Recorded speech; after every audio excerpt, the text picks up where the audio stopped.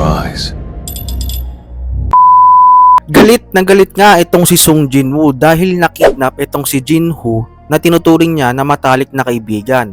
At makikita yon sa kanyang mukha. Nagigil siya na patayin kung sino man ang dumakip dito. Tinanong nga ni Thomas Andre kung meron ng balita tungkol kay Wang Dong-su at kung nasaan siya ngayon. Parang hindi nga daw natatakot si Wang Dong-su sa kamatayan. Pero naisip niya na alam niya na malayong agwat nila ni Jin-woo. Bakit niya to ginagawa? Alam niya na poprotektahan ko siya pag naglaban silang dalawa ni Jin-woo. Naging mabait ata ako sa mga hunters ko, sabi nga niya. Tinanong niya din si Laura kung nahanap na nila si Wang Dong-su. Pinapasama nga niya ang ibang mga hunters kung saan si Wang Dong-su. Pero nagtaka siya kung paano napapayag ni Laura ang Hunter Bureau. Reply nga ni Laura, nasabi niya sa Hunter Bureau na pag di nila nahanap si Wang Dong-su ay baka magkaroon ng labanan kay Jin-woo at nataranta nga ang lahat kaya yun ang dahilan kung bakit niya napapayag ang Hunter Bureau. At di lang yun, kinansen nila ang 100 na raid para lang dito sa issue kay Jin-woo at Wang Dong-su. At lahat ng hunter sa Scavengers Guild ay gumagalaw dahil sa issue na to ay malamang sa malamang si Thomas Andre ang may pakana. Napunta na nga ang scene sa isang factory na kung saan andun si Wang Dong-su at si Jin-ho. Makikita nga doon na bugbog na at duguan itong si Jin-ho sa ginawa sa kanya ni Wang Dong-su. Sinabihan ako ni Master Thomas na wag ko daw kalabanin si Jin-woo. Pero wala naman talaga akong bala kalabanin siya dahil meron naman isang tao na makakapagbigay sa akin ng kasagutan. Sinabi ko sa kanya na kapag sinabi mo sa akin kung ano talagang nangyari sa kapatid ko sa dungeon ay pakakawalan kita. At gusto ko lang marinig na si Sung Jin-woo ang pumatay sa kanya. Kahit marinig ko lang yun, tatapusin ko na dito lahat ng ginagawa ko. Dinibigan nga ni Wang Dong-su si Jin-ho ng malakas ng 2 beses at sobra nasaktan si Jin-ho. Sobrang tibay niya. Siguro isa siyang tanker class. Kahit sinong normal na tao ay mamamatay kung ganyan yung nangyari sa kanila. At pinilit ni Wang Dong-su si Jin-ho ulit. Sinabi niya na ayaw kitang patayin. Etong lalaki na nasa likod ko ay isang magaling na healer. At pag malapit ka nang mamatay ay ililigtas ka niya ng ilang beses. Ibig sabihin lang na kapag di mo sinabi yung gusto ko marinig sa bibig mo ay masasaktan ka lang ng ilang beses. At dagdag ko lang din na nasa factory tayo na sarado na ng 5 taon. Walang magliligtas sa'yo kahit sumigaw ka ng malakas dyan. Ano sa tingin mo? Naisipan mo na ba magsalita? At bigla nga may sinabi si Jin-ho pero di narinig ni Dong-su at inulit niya ulit ito sa mukha ni Dong-su. At ang sabi niya ay fuck off. Hanggang sa nanggigil si Dong-su kay Jin-ho. Ngayon, magsisimula na tayo. Di ka pa ba kontento? Sabi ng isa niyang kasama. Anong pinagsasabi mo? Ngayon pa lang tayo mag-uumpisa. At may isang orc nga na nagpakita sa kanila. Meron bang dungeon break na malapit sa lugar na to? Bakit may orc? Natakot ata yung orc nung nakita ka, Master Wang. Wala kang oras makipagbiruan sa mga to. At bigla na nga ginamit ni Jin-woo ang exchange. At nagpalit nga sila ng shadow niya. Nalipat nga ang scene sa nanay at kapatid ni Jin-woo. At nag-aalala yung nanay ni Jin-woo at iniisip kung ano kaya ang ginagawa niya ngayon. At andun nga si Beru. At sinabi niya na kung meron mang kayang tumalo sa aking hari ay malamang sa malamang wala sa mundong ito. Nakita nga nila si Jin-woo sa TV. At naramdaman nga ni Beru yung galit ng kanyang hari. Mabalik na nga tayo kay Thomas Andre na hinahanap pa din itong si Jin-woo at Wang Dong-su. Pero naramdaman niya na nag-uumpisa na nga yung laban at pinahinto niya yung kotse. Pero wala siyang naging choice at siya na mismo tumakbo papunta sa lugar kung saan yung dalawa. Sinapak nga ni Jin-woo si Wang Dong-su sa tiyan at nagulat nga yung mga kasama ni Dong-su sa nakita nila. Nakangiti nga si Jin-woo kasi alam niya na ililigtas siya ni Jin-woo. Sa lakas ng isang suntok ni Jin-woo ay naglabas ng dugo sa bunganga itong si Dong-su. At nakita nga natin na galit na si Jin-woo. Binigyan nga ng potion ni Jin-woo si Jin-ho. Pero di ito may epekto kasi nga mas mababa, nasa 10% yung buhay ni Jin-ho. So nasa critical na kondisyon na siya. Tinanong niya nga yung dalawa kung meron isa sa kanila ay healer. At galit at seryoso niyang inutusan na i-heal si Jin-ho. Sinabi ng healer na di kami nakakaintindi ng Korean. At nakabalik na nga si Wang Dong-su sa sapak ni Jin-woo at sinabi niya na ang sabi ni Jin-woo ay i-heal nyo yung kasama niya. Ito ba yung unang pagkakataon na nakita tayo ha, Sung Jin-woo? Uy, nakita niya yung dalawa na i-heal si Jin-ho. At sinabi ng isang healer na tanungin mo muna yung boss ko bago ako. Bigla nga hinawakan ni Jin-woo yung mukha nito at hinampas sa bakal. Tinanong naman niya yung isa kung healer ka ba? Pero nagalit siya at sinabi na akala ko ba Wang Dong-su na walang kinalaman si Jin-woo sa mission na ito. At hindi nga niya kayang i-heal si Jin-ho kasi nga hindi siya healer. At biglang ginamitan ng gravity powers itong isang kasamahan nila. At nakita nga ni Dong-su yung lakas ni Jin-woo. At sinabi niya, nasabi na ikaw yung pumatay sa kapatid ko na si Wang Dong-su, tama ba ako? Buhay pa nga si Jin-ho.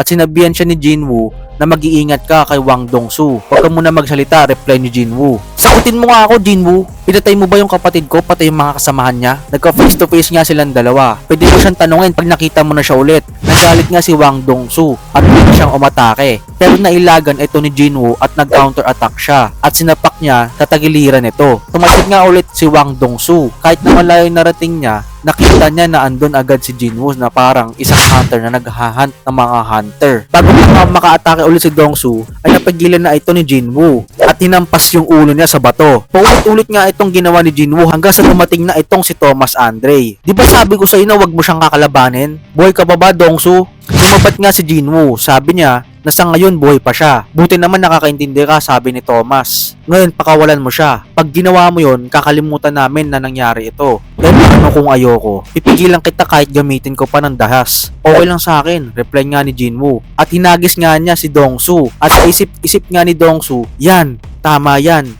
Wala kang magagawa kung di makipaglaban kay Master Thomas. Patayin mo si Jinwoo para sa akin. Nagkaharap-harap nga silang dalawa. At tinanong ni Thomas, si Jinwoo, hindi mo ba kilala kung sino ako? Reply ni Jinwoo, na wala akong pake kahit na sino ka pa. At pinakita nga ang backstory ni Thomas Andre na lumaki siya sa isang mahirap na immigrant na pamilya. Walang-wala siya, pero ang kalangitan ay binigyan siya ng blessings na talento para maging isa sa pinakamalakas. Ang lakas na durugin ang lahat ng tao. Nabuhay siya na parang isang hari na nagtataglay na pambihirang lakas. At kilala nga siya na strongest hunter in the world sa panahon ngayon. Ang pagiging bayolente ang susi. Alam niya sa experience niya kung ano ang gagawin sa mga tao na kumakalaban sa kanya. Siya nga ang unang umatake kay Jinwoo. At dumating na nga sa lugar ang backup ni Thomas Andre. At nagulat silang lahat na ang tumalsik ay si Thomas Andre. At tila ba naseseryosohin na ni Thomas Andre itong si Jinwoo. At sa nakita nila, agad-agad nag-alisan ang mga backup sa laban. Makita nga doon na tinawag niya si Igris at inutusan niya na dalhin niya si Jinwoo sa pinakamalapit na ospital. At kahit anong mangyari ay dapat mabuhay siya. Naglabasan na nga ng own army itong si Thomas Andre at si Sung Jinwoo. Nung nakita ni Thomas ay ginanahan siya at wala na nga siyang paki kay Dongsu. Ngayon ang gusto ko na lang gawin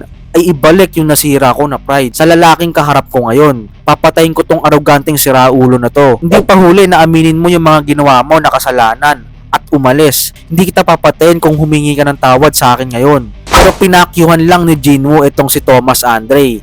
At nung ginawa ni Jinwoo yun sa kanya ay nagalit nga siya. Pagsisisihan mo itong ginawa mo sa akin at naganda na nga si Thomas. At pinakita yung army niya, pati yung shadow army ni Jinwoo. At magsisimula na nga ang labanan nilang dalawa. Sumugod ng army ng dalawa. Inatake ni Thomas ang mga mahihinang shadow.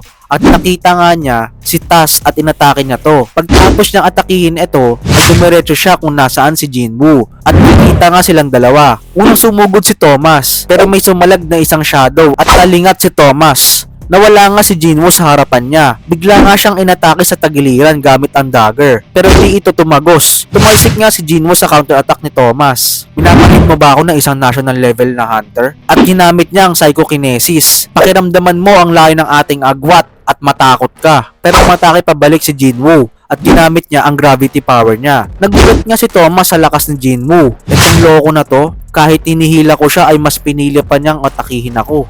Clothesline niya si Thomas Andre at tumalsik ito. Nagtaka siya na nagdudugo siya sa ginawang atake ni Jinwoo. Ano sabi mo kanina lang? Pakiramdaman ng pagkakaiba ng ating lakas at mawala ng pag-asa? O sige, ngayon di na kita mamaliitin. At nagseryoso na nga si Thomas Andre at ginamit niya ang reinforcement niya. Nung nakita nga ni Jinwoo na nagsiseryoso na si Thomas ay naisip niya na merong 4 na tao na binigyan ng kapangyarihan ng rulers. At sila yung mga nakasurvive sa Kamish raid. At sila ang 4 na national level hunters. At isa na doon si Thomas Andre. Makikita nga doon ang form ni Thomas Andre na binigay sa kanya ng rulers. Una sumugod si Jinwoo pero nagulat siya na nakahanda na si Thomas para mag-counter. Nakiilag si Jinwoo pero kitang-kita yung lakas ni Thomas at nasira nga ang sahig. Natalanta nga si Jinwoo. Ginamit ni Thomas ang capture pero nakakapit si Jinwoo sa isang semento. Mahihilan niya ako kung wala akong ruler's authority. Mas lalo pa nga tumitindi ang labanan nilang dalawa. Sumugod si Thomas patungo kay Jinwoo. Tinapakan naman ni Jinwoo ang ulo niya at lumayo. Pero ginamit ni Thomas ang capture. Kinounter na naman ni Jinwoo gamit ang skill na ruler's touch. At hinilan niya si Thomas papunta sa kanya. Pero palaban pa din si Thomas at nilabanan niya si Jinwoo. Nag-clash nga yung kanilang suntok pero ang resulta ay mas malakas si Jinwoo at tumalsik nga ng malayo si Thomas. Pero tuloy pa din ang laban nilang dalawa at makikita na paunti-unti na natatalo si Thomas. At pinuhuran niya si Thomas sa ulo at nabasag nga ng bahagya ang kanyang armor. At nakita nga ng mga subordinate ni Thomas ang nangyayari sa World's Strongest Hunter na walang kalaban-laban kay Sung Jinwoo. Patuloy nga na pinagbubugbog niya ito. Nasa isip-isip nga ni Thomas na paano nangyari na ang isang mage type hunter na maging sobrang bilis at lakas. Matatalo ba ako? Imposible na matalo ako. Yung lakas ko at pagiging violente ang naghulma sa akin kung ano man meron ako ngayon. Ako si Thomas Andre. Sa tingin mo ba sapat na ito para patumbayin ako? Sumabat nga si Jinwoo. Di ba sinabi ko na sa'yo? Wala akong pake kung sino ka man. Nakita nga lahat ng supporter ni Thomas Andre na kinakawawa lang ni Jinwoo si Thomas at pinagpahinto siya. Pero wala pa din siyang tigil na pinagsusuntok nito hanggang si Thomas Andre na mismo ang sumuko. Gulat na gulat nga ang lahat sa nangyari kay Thomas Andre. Gaano kaya kadami ang mga hunter na kayang gawin ito? Ay hindi. Meron ba talaga na kayang gawin ito kay Thomas? Pag ito lumabas sa media, guguho ang mundo. Wala ngang isip-isip at pinahil niya si Thomas Andre. Pero lahat ng buto niya ay nawasak at nabawasan siya ng maraming dugo. Di sapat ang isang healer na pagalingin siya. Dapat pagtulungan na ihil si Thomas. Dahil national level hunter siya, kaya siya buhay hanggang ngayon. Kahit nasugutan siya. Kung ibang hunter lang ito ay malamang napatay na agad. At natapos na ang labanan. Ginamit ni Jinwoo ang Shadow Exchange kay Beru. At tila ba na may unknown shadow na kinausap si Jinwoo. Pinapagaling ni Beru si Jinwoo sa abot ng kanyang makakaya sa Amerika. At biglang nagsalita ang shadow at sinabi, "Aking hari, kung maaari na bigyan mo ako ng pangalan." At pinamalanan ni Jinwoo itong shadow na Greed dahil namatay siya sa pagiging greedy niya. Ano sa tingin mo? Gustuhan mo ba ha?